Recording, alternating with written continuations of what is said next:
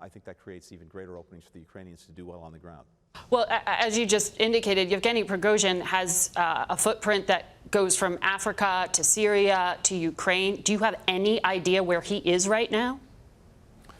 I can't get into what we know or don't know through intelligence. It's something that we're looking at and that we're tracking. One of the things Prigozhin did was directly undermine the Russian military leadership. Do we know who is in charge of the Russian military right now? And how could Vladimir Putin agree to any changes in the leadership of his military and still look like he's in charge?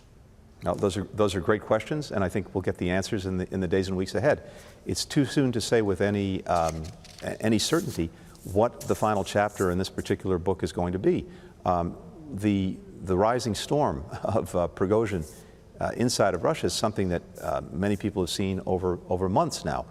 Direct challenges to the leadership, to the military leadership, powerful criticism of Russia's conduct of its aggression against Ukraine, and now questioning the very premises of the war. Prigozhin himself saying that Ukraine and NATO did not pose a threat to Russia, which is, as you know, been part of Putin's narrative. These create more cracks in the Russian facade, and those cracks are already profound. Economically, militarily, its standing in the world, all of those things have been dramatically diminished by Putin's aggression against Ukraine.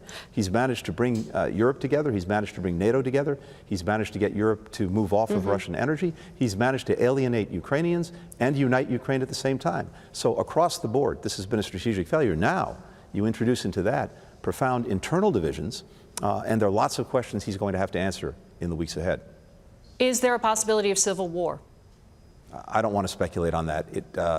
These are fundamentally internal matters for the Russians to figure out. It's not our place to do that. Will President Biden reach out directly to Vladimir Putin? Has the CIA director reached out to Russian intelligence?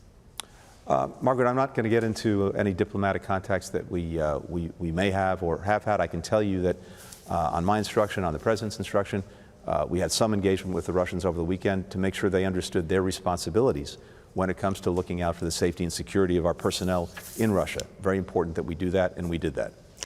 I want to ask you about Beijing.